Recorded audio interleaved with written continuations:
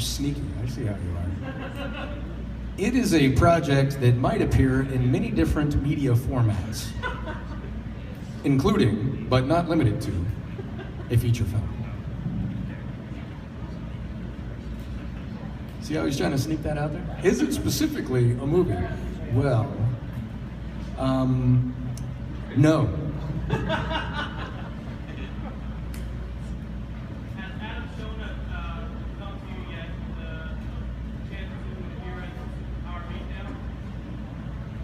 As who? Adam?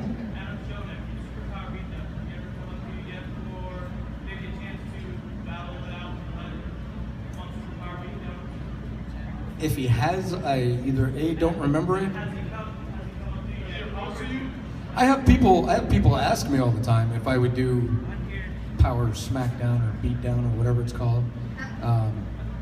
But I gotta tell you, after Power Rangers, I kind of moved on from fighting silly monsters. If I ever run out of things to do, then maybe I'll go fight Sub-Zero or something. I mean, you know, but I really have a lot of other things to do. So I'm looking to move on beyond Power Rangers, unless I'm doing something directly related to Power Rangers. I would rather be out doing other stuff. You know what I mean? I'm not looking to die in the Red Ranger suit. You know what I mean? I got a lot of other things on my plate. I spent 16 years as a medic. You know, I spent 4 years in the Middle East for the war. I do a lot of different things. I got my second degree in emergency medicine. I just started another martial art. I don't like checking my ego into anything. If I can't do it and get my ego out of the way well enough to learn about it, then I'm gonna be spending my whole life in my own way. And that's what people with ego do. They get in their own way. And some of them don't even have the vision to really understand that. So, you know, if a super smacky power beatdown thingamajig shows up, maybe, I don't know. You know, but it's not on my high radar to-do list right now. We'll see. What's up?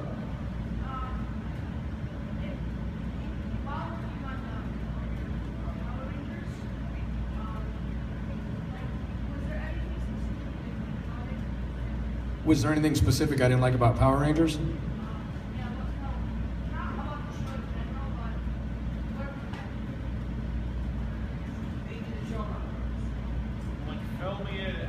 Okay, well, I mean, we filmed really long hours. The very first season of the show was really long hours, anywhere from 14 to 18-hour days, which is very unusual for a TV series or a movie. Most producers don't like to do that because it costs them enormous amounts of money to pay their actors to do that. But those are SAG shows, we were not SAG. So we filmed those long hours and got paid nothing for it. So I guess really the thing I didn't like about the show would have been the paycheck, or lack thereof. But you know, the hours were long. We all got very close. I mean, cast, crew, you know, Audrey Dubois, who was the original Yellow Ranger, and then the 5 of us that were cast, and then the 7th Ranger showed up when Tommy arrived. So we had Audrey and, you know, Billy, Jason, Kimberly, and Zach, and then Audrey left, and then Trini came in, the new Trini as Twee. You guys know Twee Trang, who became the new Trini. She was our 6th Ranger, and then the 7th Ranger came in as Tommy, and there was a lot of growth. You know, we all had to sit down and kind of figure out where the show was going to go. We were figuring out who we each were as characters, and you know, I was a child. I was a teenager with attitude. I was absolutely typecast, 100%. So it was really neat to be a part of, but it was a lot of work, and you know, we didn't have much of a social life. We filmed 6 days a week, long hours, and my character especially, because I was always filming, fighting somebody or something, and actually it was never somebody. It was always like 5 somebodies, or like Goldar, you know. And I think my character was the only character in the history of the show to fight Goldar unmorphed and win. And somebody else told me that my character is the only other one in the show that never lost. I didn't realize that. I had a lot of fights. I mean, I feel like all I did was fight sometimes. And I started thinking back, I was like, you know, I don't remember ever losing a fight. like ever. So, but anyway, I mean, that's what they told me. I don't know if that's true, but it seems right. I'm sure somebody will go through, like I'm sure that guy did. He went through every episode and was like, wait, freeze frame. Did he? Right there, looks like he's getting punched in the nose, man. Are we calling that a loss? Are we calling that a loss? Okay, now he's down to a knee. Is that a loss, or is he just being like, he's gonna back down? Because if it's a back down, is it a loss? I don't know if that's a loss or just a back down. Like, is he backing down being mad? You know what I mean? So I don't know how he got there, but he decided I never lost, and I'm rolling with it. So what's up? Any TV show or on Rangers? I am, well, here's a project I can't tell you about. How many of you are on my Facebook page or Twitter? Almost everybody, okay, all right. I've been putting out a lot about a show called Black Salt. It is a new superhero series and movie project that I'm involved in. It's based on a comic book series. Long story short, they've done 6 volumes of the comic book series before they met me.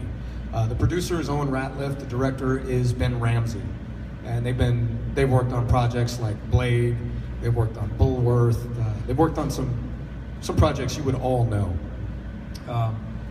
And they filmed a 50-minute mini-movie called Black Salt.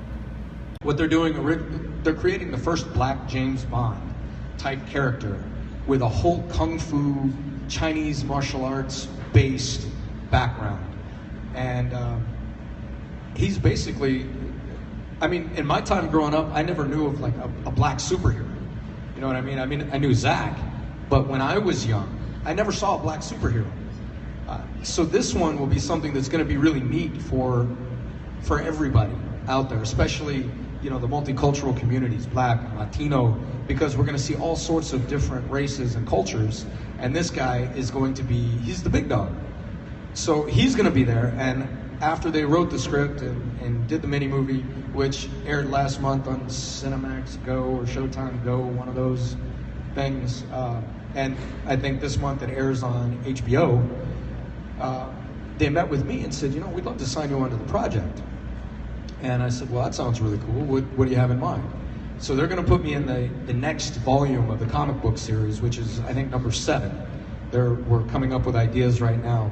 In a couple of weeks, we are going to do a massive media push on social media. It's going to go out to the newspapers, the wires, and a bunch of other stuff where they're going to be discussing and putting it out to you guys. You'll definitely see it on my pages, where we'll be asking you if I should be good or evil.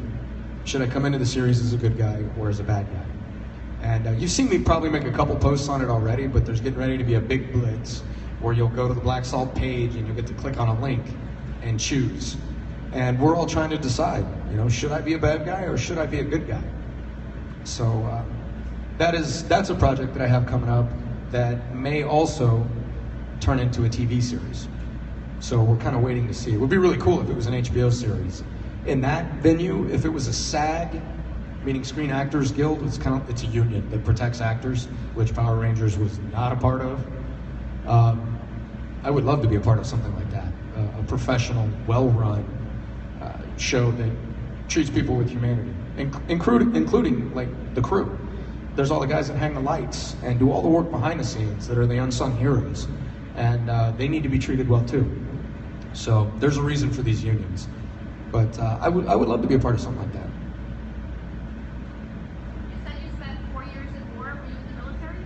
I was not in the military. I went over as a medic. I was attached to military operations for 4 years overseas. I've done independent contract work, and I've also done work through the Department of Defense. So I've been both a shooter and a medic. Wow. Yeah.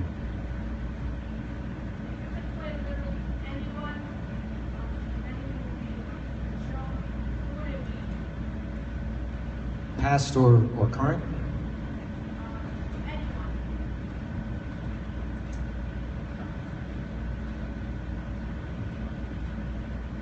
Wow, that's tough. I think probably the two legends for me growing up, aside from my parents, on TV, probably would have been, I really liked Bruce Lee. Bruce Lee was awesome. But I think even more than Bruce Lee, Chuck Norris. You know, he has an extra fist that hides behind his beard. Right? Anyway, there's like 5 million Chuck Norris jokes because the guy's just that cool. So I don't know, like to do like a Lone Wolf McQuade, which was a movie he did, that would be pretty epic. I would dig that. I would love today, in a current series or in a current light, I would love to play Batman. That would be cool, to do the Dark Knight. That would be pretty neat. But I also have a pretty nasty sense of humor, so I could also do Deadpool. You know what I mean? I would have had a blast doing that. Ryan Reynolds is hilarious. So, anyway, I was just watching another movie he was in with, what's that cute little girl? Sandra Bullock, called The Proposal. Have you guys seen that? It's a cheesy movie. My wife loves it. Yeah. But it made me laugh. Ryan Reynolds was hilarious in that too. So, anyway, moving on. Next question.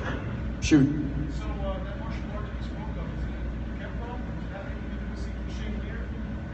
One more time. Kenpo, Shane Lear, what? So you're practicing a new martial art. I just recently did an interview at my show, Average Dojo with Shane Lear. Yeah. From the Kempo Healing Arts. Is that it? Yeah, that's exactly who I just chose as my new Sifu. He's a great guy. So he's well trained. I've spent a long time in combative martial arts. I've literally and physically done combatives with the military, not in the military, but with the military. I've done a lot of work in Krav Maga. I started many years ago in Kenpo, Kenpo, and I've blended through a lot of the martial arts. My dad was a Marine, so I traveled all over the U.S. And back before they changed the rules within the military to what they currently are, we were moving oftentimes every 9 to 12 months. So I was hybrid before the Gracies made being a hybrid martial artist really cool. I was hybrid before that, just because we moved all the time. And my father would tell me, you have a choice, son. You can either quit martial arts or you can pick up and start training at whatever is available at whatever new base we come to. He was basically saying, are you going to quit or not? And the answer was no. I studied everything and I ate it up ravenously. And I love it to this day. I get in with guys all the time. This is what I do. This is what I do. And somebody came to me not too long ago and they practiced the art of Taido, which I had never heard of. I was like, Taido, what is that? It's the art of strangulation. First off, I'd like to meet the guy that decided to call that an art. But I get where he's going with it. And so then I got in with him and I started learning there are more ways to choke people than I ever thought possible from just like Brazilian Jiu-Jitsu. And no, I haven't mastered them all. I'm not a grandmaster of Taido. I'm not saying that. Somebody will go out and be like, Austin said. I didn't say that. I said I practiced with the guy and I've learned quite a lot. And I've seen a lot that I haven't yet learned, which I think is the first rule for any martial artist out there, which is why I hate the egos that are so attached to the arts.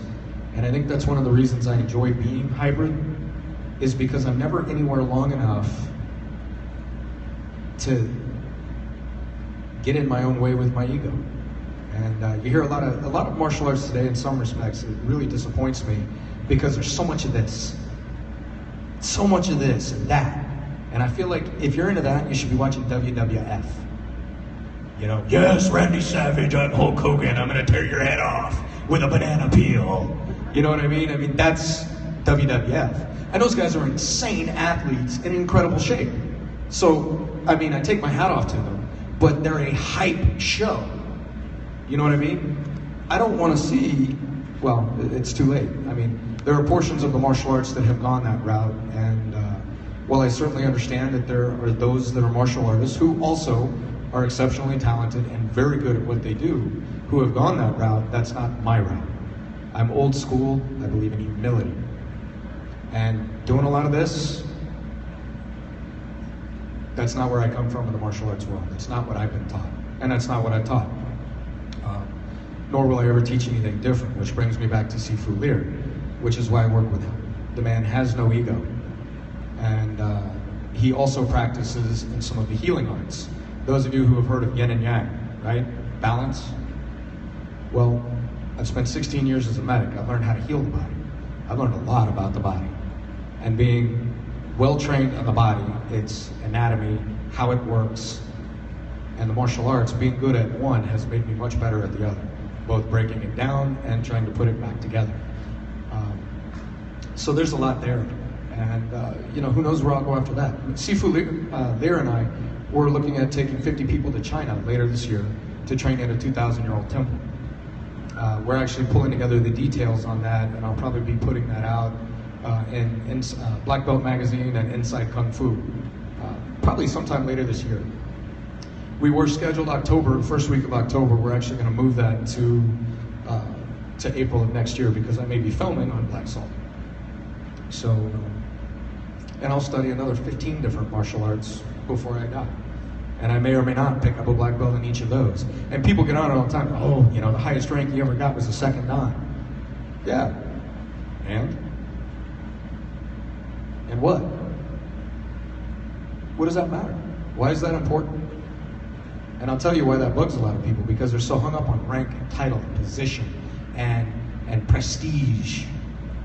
If that was ever important to me, I could have spent my entire life working under Ray Schneider's school, who came down from the Parker style in Kenpo. I could have stayed there in a reputable line. I have people talk to me about what do they call it, your lineage. Well, what's your lineage? My lineage looks like a zigzag map. Well, that means you don't have pedigree. What? Is this a dog show? Are you stupid? Who cares? Do I need to come from the Grandmaster Poobah that made chow chows? From the purest blood in order to be a martial artist? And these are some of the things that are lost. And it's become, I listen to people that go on about these things, and I wonder how they can sit there and embarrass themselves so much. You don't have to be super pedigree. You just need to be someone who understands that you should always be a student first. And if you can be a student first, you're going to get much further in life than always thinking you need to be at the front of the line as the master.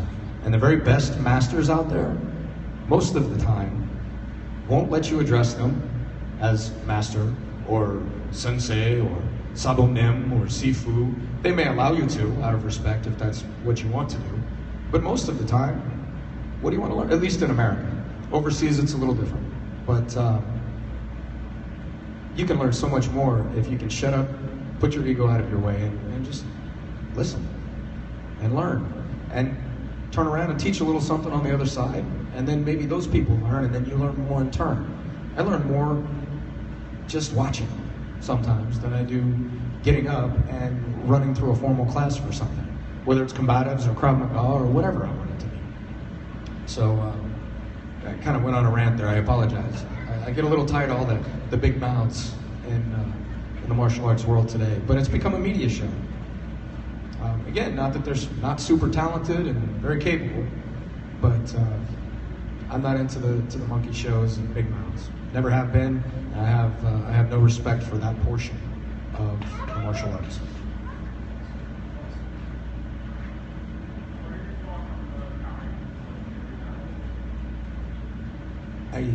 Your camera's right over your mouth. What are my thoughts on what? The Power Rangers Legendary Battle. This is the mega. They actually emailed me. I was overseas, and asked me if I wanted to be a part of it. And man, they made me an offer I can refuse.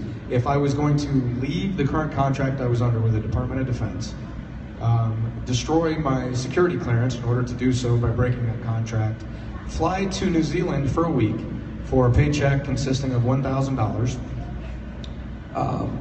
thus destroying one career and spending a week in an old one, and then go home with no money in my pocket after expenses, then I could have been a part of it too.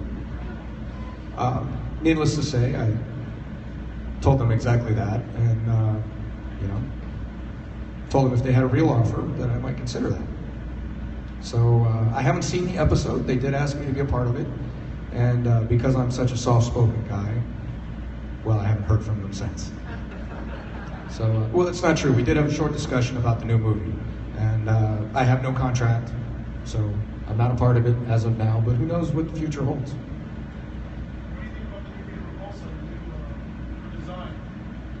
Well, I know I saw her headshot, and she looked hot.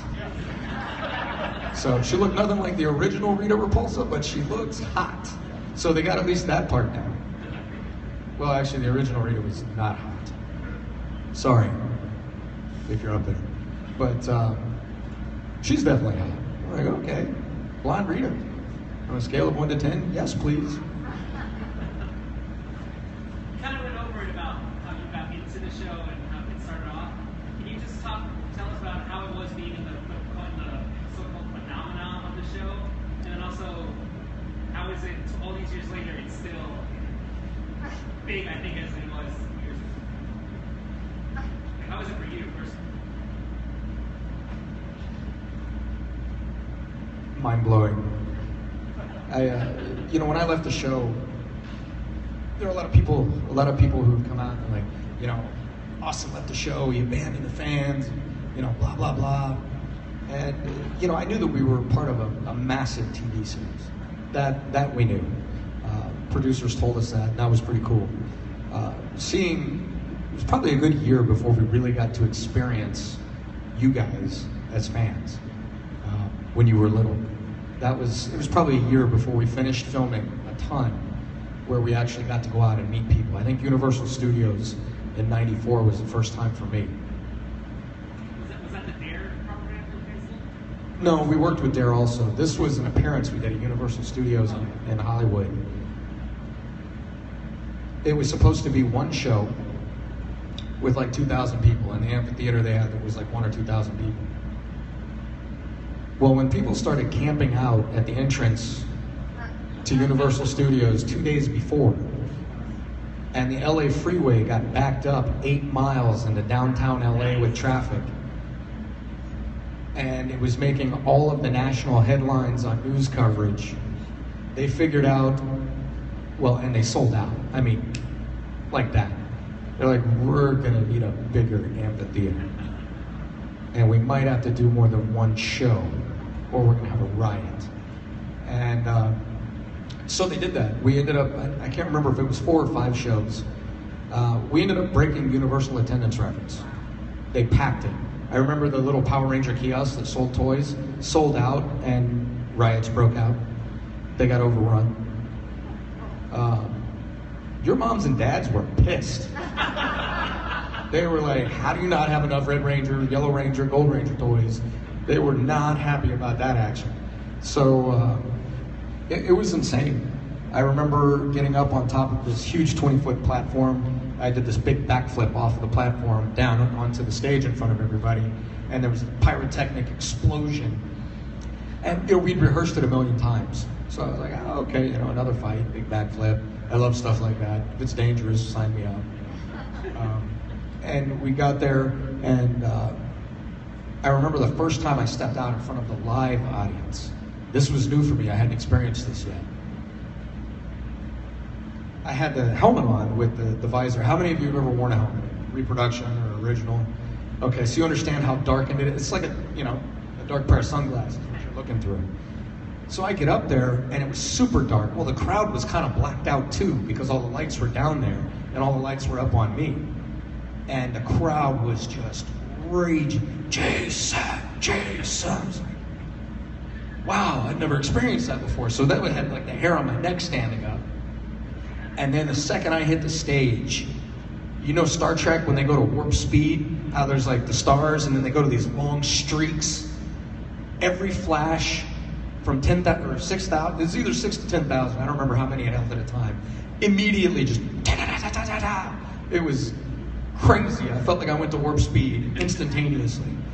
And then I turned around, did the backflip, the pyrotechnics went off, and I'm pretty sure I did my martial arts kata, and half the time I'd rehearsed it because I was so jacked up.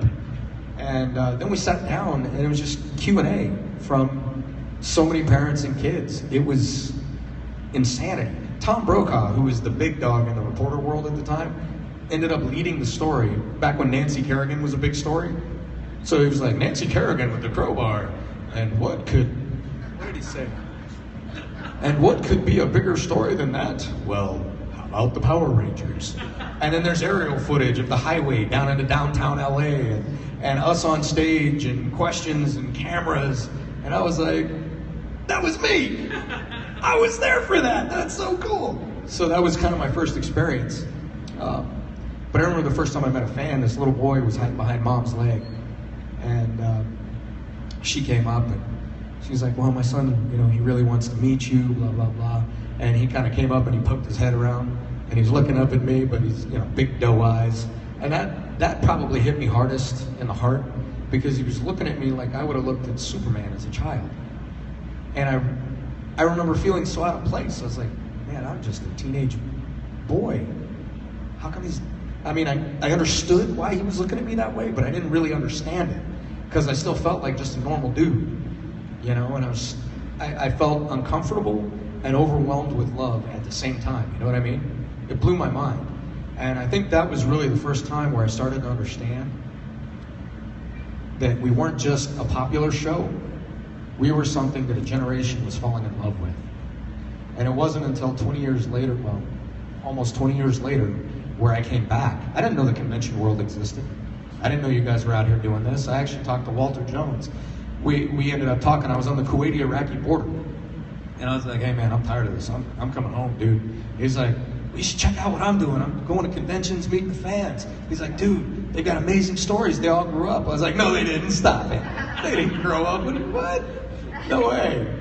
And he said a few appropriate things to me in return. And, but, you know, we're kind of like that. And he's like, seriously, man, you should meet with my agent, Zach, and check out a convention. I was like, all right. I'm kind of tired of this field of work. I've been doing it a long time. Let me try something different. So I ended up signing up for one convention, and I told my agent, I said, don't BS me, don't play games with me, shoot me straight, and I will do the same for you. One convention, we'll see how it goes, and we'll go from there. Well, like 30 conventions later, it's gone well. So I can't even think, I think last year was like 200 flights I've had, or something. A lot. And I think it's coming back now and meeting you guys now where you can tell me about the experiences that you had growing up that it really has blown my mind. I've had people come up and tell me stories, you know, heartbreaking. Some of them, I had a young girl come up in tears and she told me that the 30 minutes a day when Power Rangers came on was the only time where her family wasn't fighting with each other or hitting her.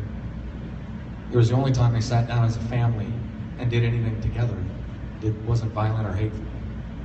I had another one come up and tell me that she grew up watching the show with her parents and her little brother, and they were all killed in a car accident. And the only time she feels like she's with them now is when she sits down and watches the show. She can feel their presence. So how do you hear things like that and not get hit in the feel-goods, you know? It's pretty insane. And then you hear all the other stories. I had this big black guy come in. This dude, I mean, like, guns bigger than my legs, right? Huge. This guy walked in and made the Hulk look small.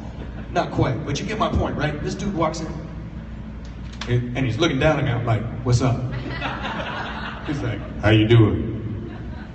I'm good. Are you here to kill me? Nah, man. Listen, man, would you mind shooting me a Dear Mama video? A what? A Dear Mama video. I'm like, is this a test question? Am I supposed to know what this is? He's like, so he explains to me what a Dear Mama video is. And I'm like, this guy, I mean, just like bare paws for hands. He was huge. And this guy should have been a WWF wrestler, right? And he's like, yeah, man. And he started this story, and he instantly went from this huge, imposing man to like this 5-year-old child in front of me. And it was the coolest thing I've ever seen. He's like, yeah, man, so like when I was 5 years old, I was watching Power Rangers, I was trying to be you, I jumped up off the couch, broke my mama's face, and it's your fault.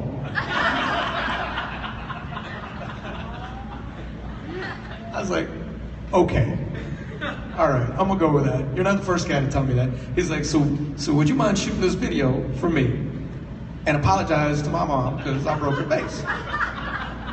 And I couldn't help but be like, he's so passing the buck here, but I'm down with this. So we sat there and I got this big guy behind me. I'm like, hey man, Mom, I want you to know I'm so sorry for breaking your vase when your son was in your house on the couch when he broke your vase. I'm sorry I did that. You know, and we just had fun shooting this video, and he was totally cool with it. We had a great time. So, you know, I have moments like that coming back all these years later that, you know, just, you can't help but love that, man. And then this dude comes over and he just gives me this great big old bear hug. I think he cracked my back. It's like, crack, crack, crack. It's like, I'm okay. Thanks, man. Eat a little bit less protein. Maybe try some vegetables. I can't breathe. You know what I mean? He was just a big dude, but he was so cool. And he gave me, you know, high five, and we started chatting it up, and he stood there for like 15 minutes just telling me about his life. And that's cool. You know what I mean? So that's what I get to hear and see now that I didn't when you guys were little. When you were hiding behind mom's leg, like, there he is. But I'm not gonna talk to him. I kind of went on, man. What's next? What's up? Yes. Yes, ma'am. I'm friends with all the ones that I've met again since I left. I fell out of touch with everybody when I left the show because I completely left the show. When I do anything, it's 110%. So all of those that I have met since I've been back, new and old, I'm regrowing friendships with, and meet some crazy young guys. It's a little hard to meet the newer guys. They come up and they're like, "Hey man, I grew up watching you." I'm like, "Oh, okay, all right, good to meet you."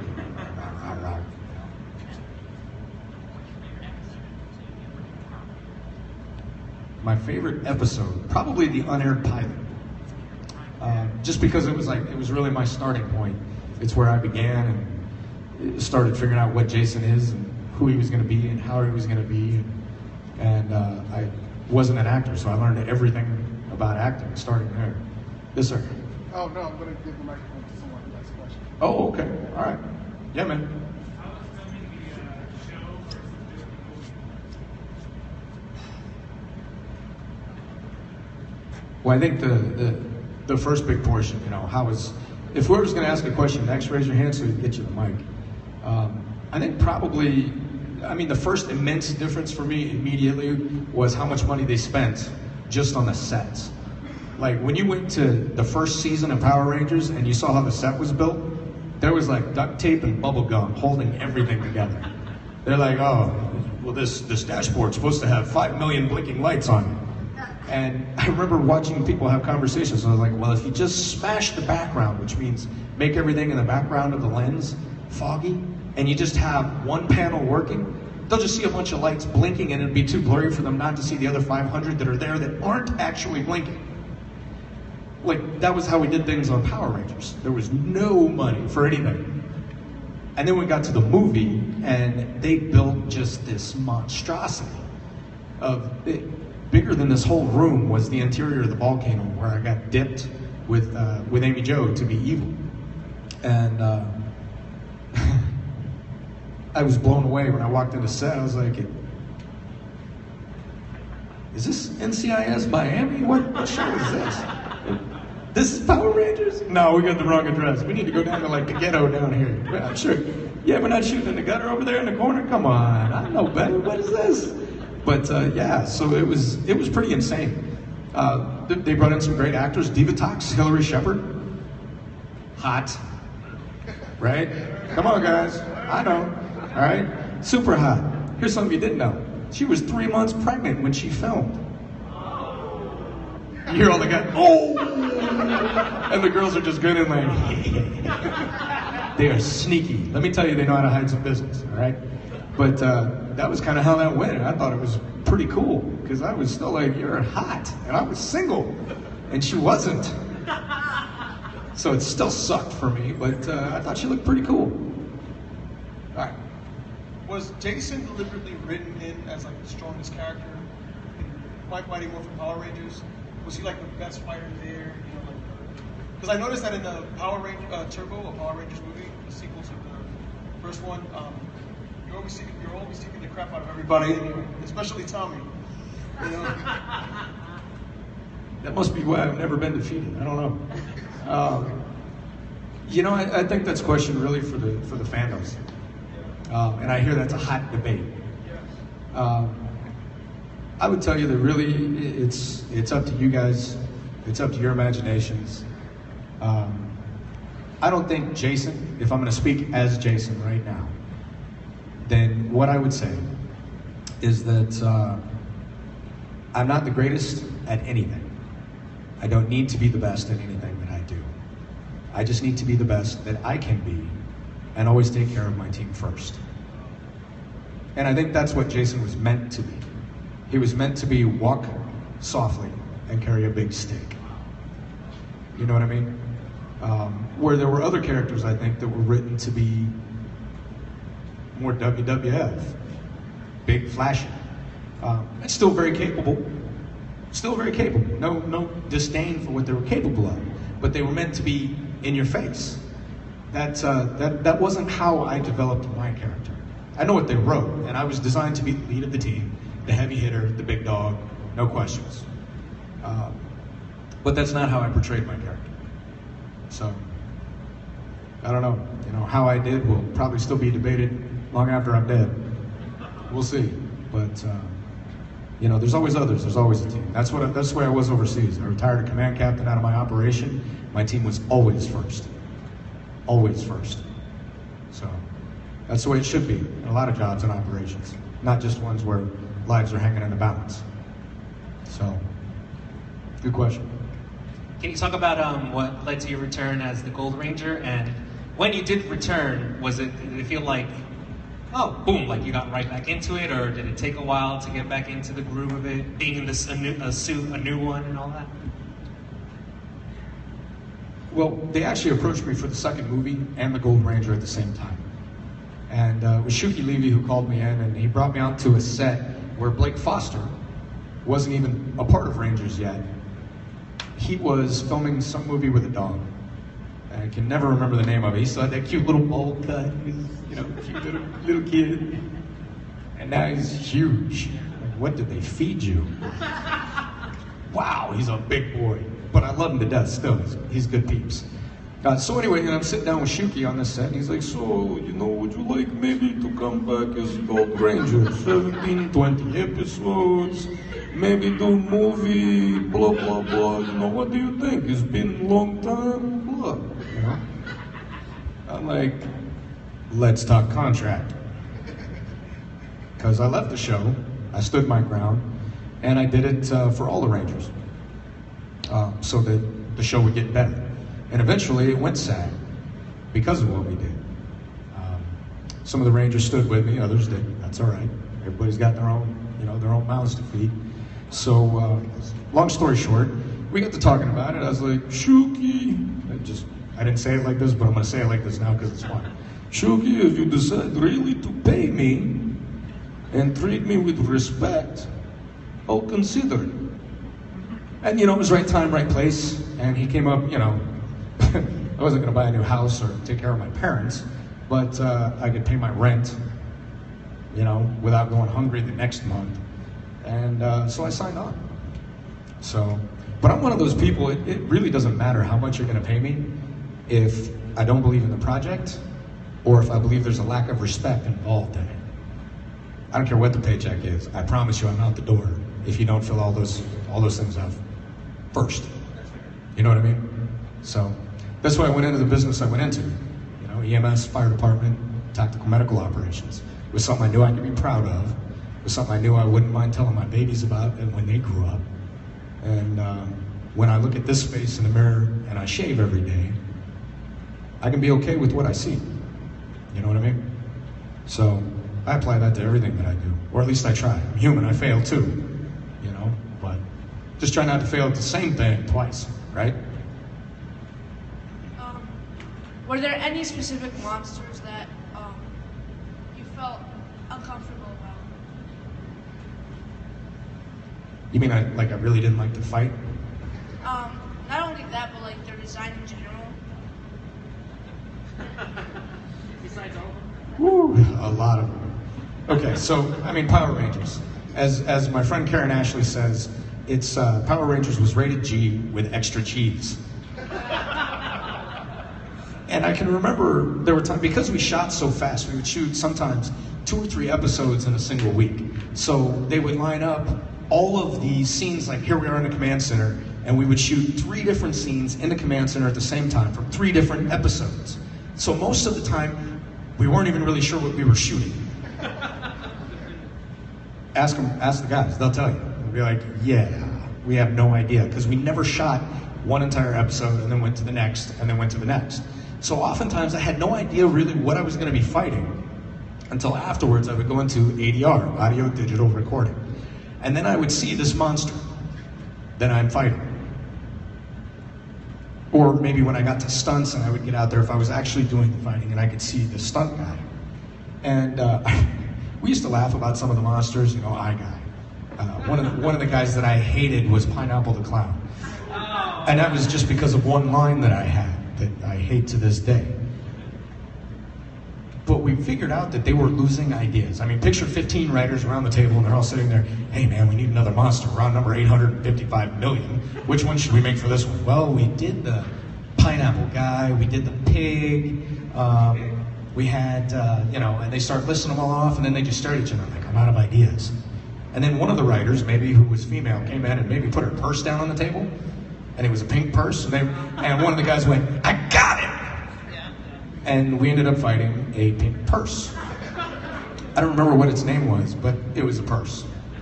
And I remember getting in there for audio digital recording, and I remember they pulled it up, and I'm going through these scenes, and finally I see this big purse. And I just stopped. Like I'm supposed to be speaking my lines, and I just stopped. And mid-sentence, I looked through the glass at the guys on the other side of the glass at the recording boards. I'm like, really? Are we that desperate? It's a purse. It has a zipper on it. And they just looked at me and they were like,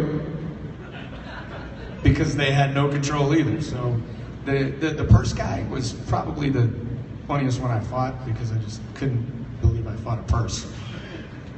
And then I discovered the price tags on them as I started dating women, and I'm still fighting with purses. So just wait till you learn the names Gucci, Coach. Yeah, a lot of zeros behind those names. Next. Yeah, another question I had, which has to do with the monsters as well. The pineapple guy, he's the one I actually really know about, mostly. So, is he like some sort of a tree or something? Or pineapple, Pineapple the Clown, he was a clown. Yeah, I know he was a clown, yes, but... I don't remember actually what he looked like. Actually... I think he had a bunch of green limbs that were plant-like. Yeah, that's possibly what I was talking about with, like he's some sort of a pineapple octopus. Yeah. I think I mentally block it out on purpose. Yeah, I know in that episode where he turned He's a pine octopus. That sounds like James Bond, right? Yep, and I know in that episode where he trying to turn all of you into cardboard, yes. Tough day at the office.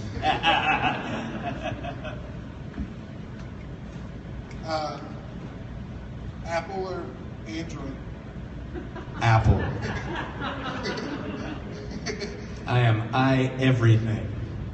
I had PCs and they crashed every 2 years. I've had Macs for the last 7 years and never replaced them. Love Mac. Have you been approached yet to maybe do a convention gathering with all 6 Rangers one last time? Twee's dead, so we can't do that. But what you mean with 7th Ranger, with Tommy?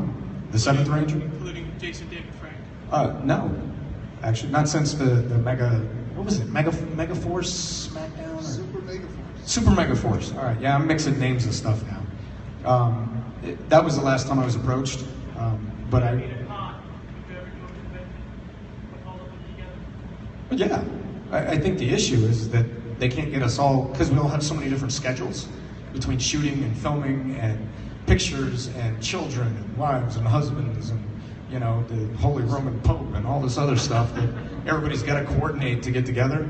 I think getting all 6 of us in one spot, that's something they'd have to map out 6 years in advance.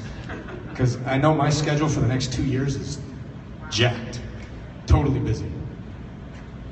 But yeah, why not? Do you still practice the gymnastics aspect of the martial arts for building sake and all that? I hadn't for a long time. I'm just now getting back into what I call the fancy stuff. I can tell you overseas. Getting back into it again?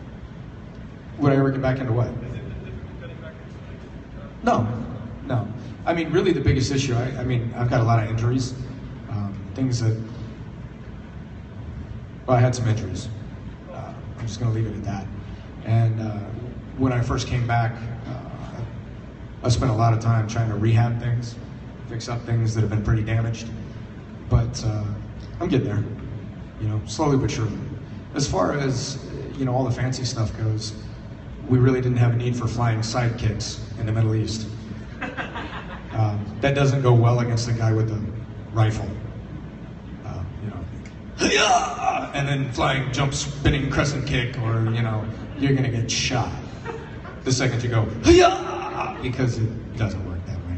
So I really quit practicing that stuff probably 6 years ago.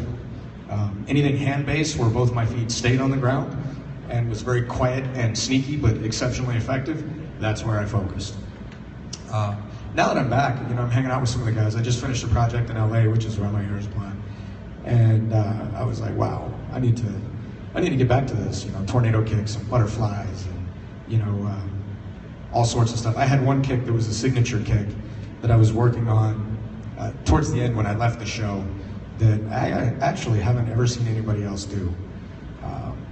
It involved a whole lot of aerial spins. So I'll probably hit back that way eventually, we'll see.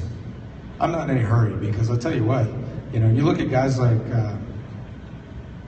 John Wayne, his feet never had to leave the ground, and when he walked into the room, people were like, oh damn, that's John Wayne. You know what I mean? So I think what I'm looking to do now to come back is character-wise. I mean, I'm doing some really heartfelt, squishy stuff, but I think I'm gonna come back character-wise when I do action, and I'm just gonna be the guy that comes in, and I don't have to do all that. It's gonna be absolute command of the battlefield. Boom, boom, boom, shoot, bang, punch, kick, game over.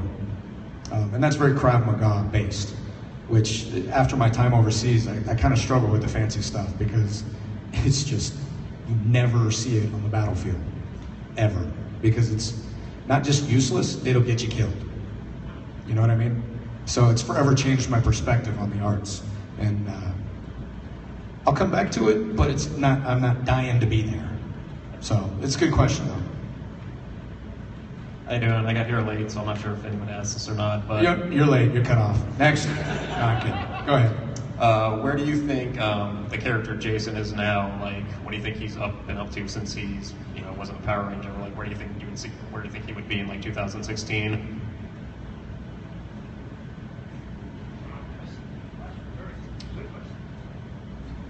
I'm trying to decide if there's another project I should tell you about. I think I'm not. What I will say to you, because I haven't copyrighted it yet, there will be more to come on that. I'm hoping in the next year or two, if I can finally get time to develop it. What I will say unattached from my script, or from my idea, is that I think Jason would have become very disenchanted with the political system. I think he would have been very disenchanted with politics as a whole.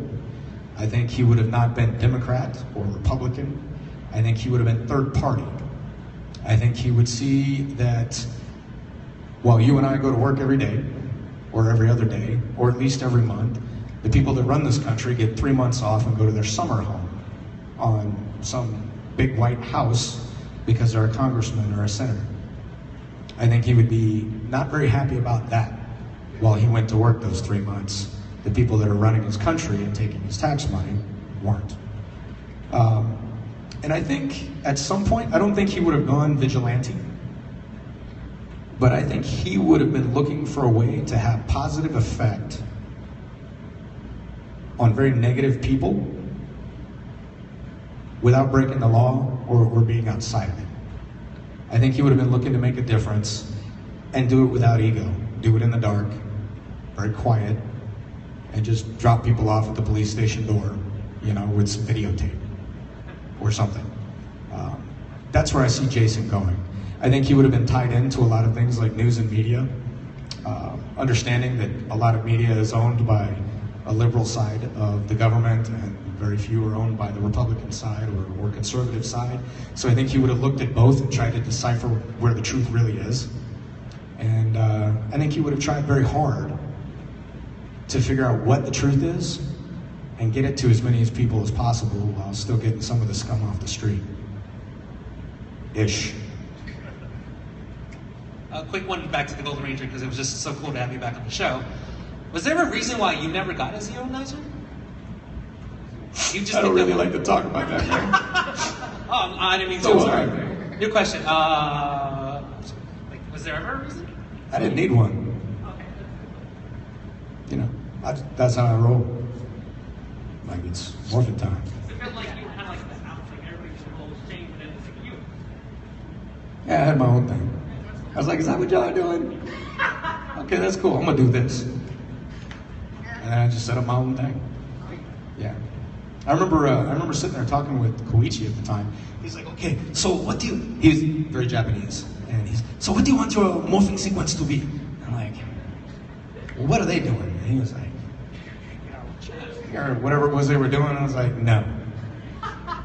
He's like, okay, well, you have to come up with something. I was like, what about some big sweeping moves and in like a power position? Bam. Like this position. It says don't mess with me, right? You know what I mean? Or who knows what it says to some of you? I don't know. Thank you for not sharing. But, you know, and so I came up with something and he came up with some ideas and in the end, I liked his idea and that's how my morph came up as the Gold Ranger. Marvel or DC?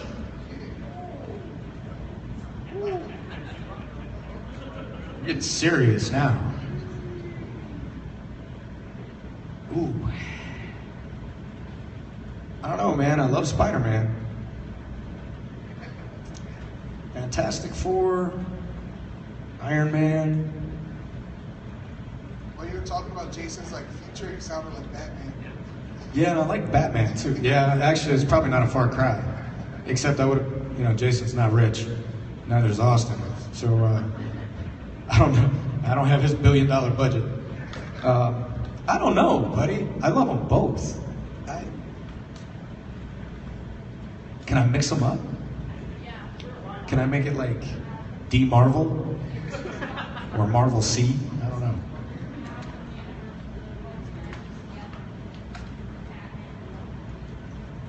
I'm gonna have to hire you guys on as my advisors. All things superheroes. Okay. There is an official mashup. We've got it. All right. You're gonna fill me in later. Zordon, come in. I heard it. Yes. Are you on Team Captain America or Team Iron Man? Big question. Why do I feel like I should answer very carefully? Someone may be watching.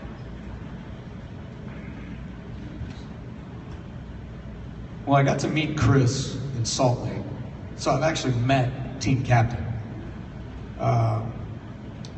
Team Tony, well, he doesn't know who I am and we haven't met. I don't know, man. That would be, I gotta tell you, like if I had to pick one to be, I probably would pick Iron Man. Yeah.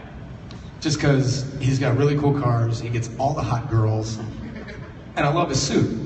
But if you're gonna look at Captain America, he doesn't need his suit. You know what I mean? So he's, you know, it's all built in. So I don't know, if you ever got Tony out of his suit, Tony would get his butt kicked, right? So, but in the suit, I don't know.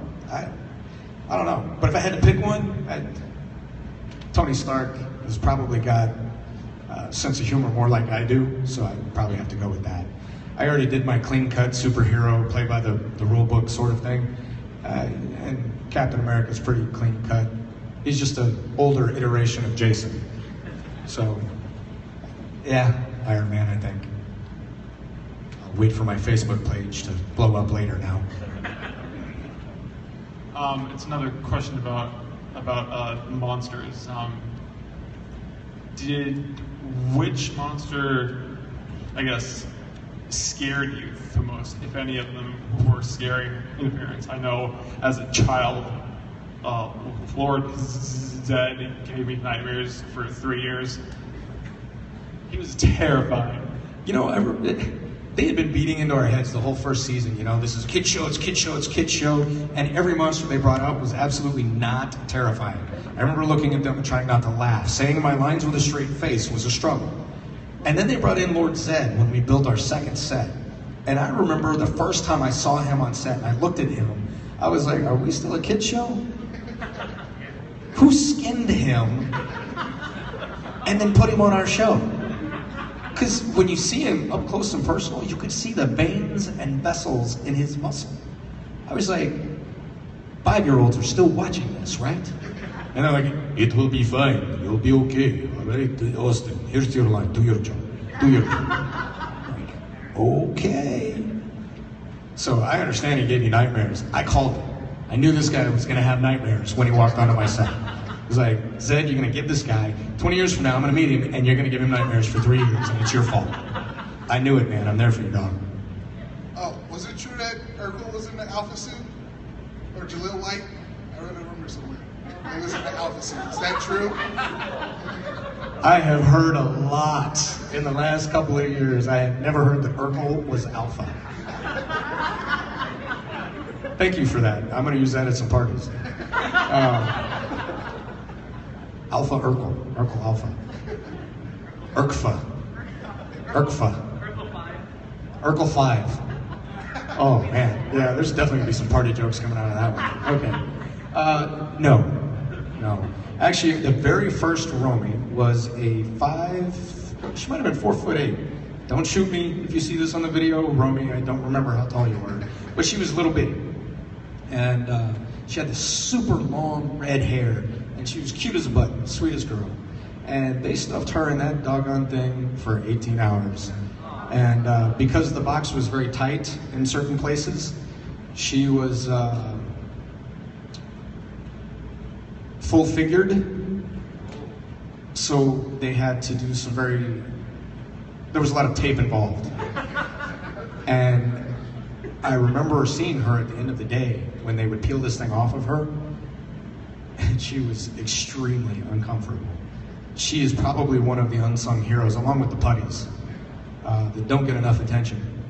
She worked hard, and it was not easy for her, and she did a great job. So, but Urkel wasn't in there. How about a funny question? Okay. What if Goofy was a Power Ranger? I thought that was me, I'm not sure. Yeah, that would be pretty funny.